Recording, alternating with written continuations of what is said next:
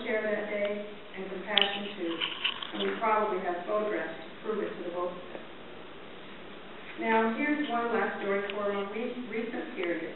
It illustrates the constancy of Garry Inge's traits, making for a supportive approach that withstands developmental shifts and test of time.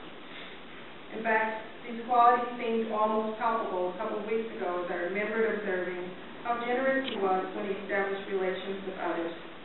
I accepted an invitation to a basketball game with one of Mr. Inge's children, who's now well into teenhood.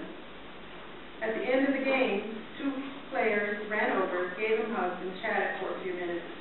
They mentioned that it had been some time since seeing one another, and Papa Inge's greeting that I heard, tenderly delivered, spoke to his reception in the lives of these people, young, growing people. As friends of his team, they are together a fair amount, and at times regard him as a guiding force of surrogate parents. Through the years of knowing Garry Inge, I have experienced him as a careful thinker and a quick study. I watched him make countless challenging decisions that had potential for disruption, where reflection led to solutions in the best interest of everyone. I found him grounded and focused, using a fair-minded approach with extraordinary patience. He's without air and able to disagree without being disagreeable. He shows respect and treats people with courtesy and care. Everyone is important. A skill he has, being a careful listener, is evident in any discussion, at a time when graciousness seems to be tinged with humor and wit. Many have also seen his fair-minded stance and experienced his insight and been engaged in analytical exchanges that really reveal broad interest and civic consciousness. Whether at schools for middle through secondary ages of young children, on hiring committees, neighborhood committees, being a class parent, a resource person, a member of a school corporation, or balancing work and family requirements, he demonstrates this as a contributor and a motivated participant. He's a traditional person who embodies diligence as well as scholarship and applies knowledge in beneficial ways. Thank you. And I'll move to Thank you very much, David. I'd like to introduce Councilor Michael Callahan. Before we hear from you, Mr. Inge, is there anyone here who would like to speak in opposition to the appointment of Garry Inge? There being no one in opposition at this time, we'll hear from you. You can give us a little background of your work history and why you think you would like to be Associate Justice of the Supreme Court. Thank you, Councilor. I suspect that most of you have information that has been submitted in the questionnaire as to the kind of work I've been doing over the last 30 years. Plaintiff personal injury, liability cases, also defending liability cases.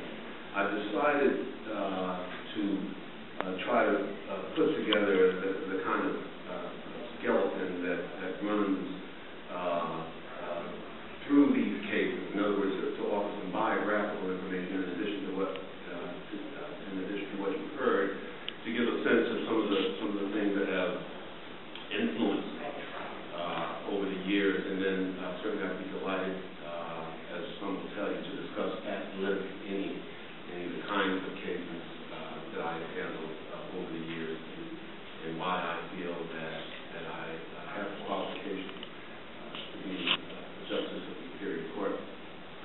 I thought I'd start this whole thing, though, by, and not to worry, but I looked at my verification. I said, well, let's start right at the starting line. And so that takes us to July 16th, 1949, New Haven, Connecticut. And it says, father of child, Hayward Inge, and might I mention my son Garry, middle name is Hayward. Mother, Eleanor Mae Dawson, father born in Danville, Virginia, mother born in Boomer, West Virginia.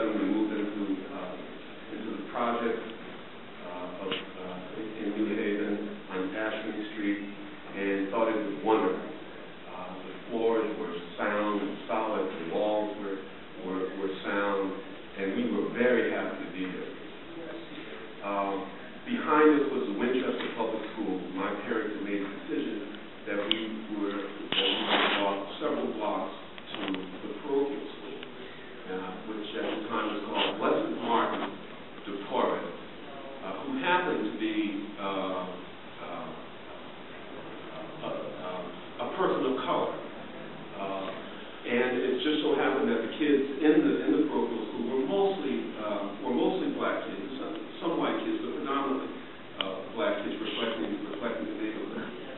And I was struck and I think molded by the fact that the nuns, for some reason, really seemed to care about us.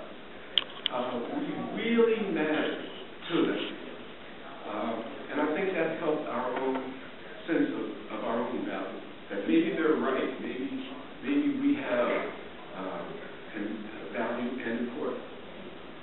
Now, this issue of role models, I just want to touch on. In the project, the search for role models, no one had a father who did anything that any of us thought we wanted to do.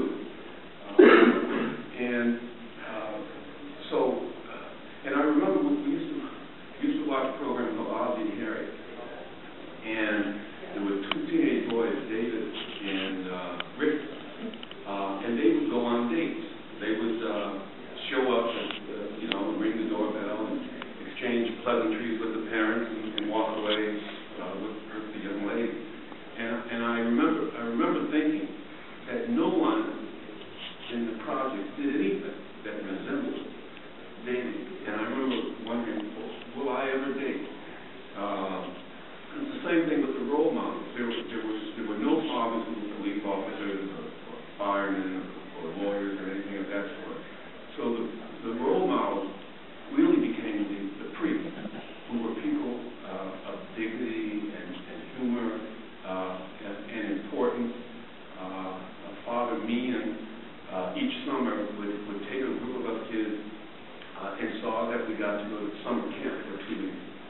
That was a very important thing for kids who lived in the city. So it was very easy to make them role models.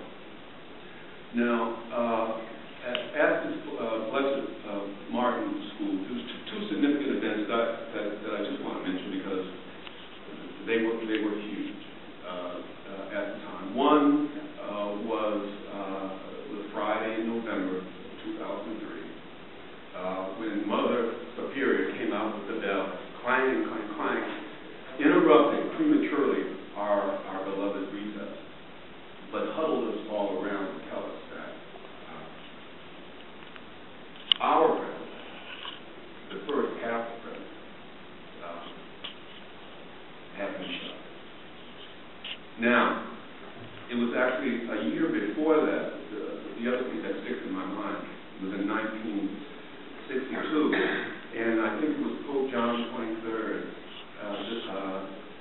canonized Blessed Martin and made him a saint. Now, it just doesn't get any bigger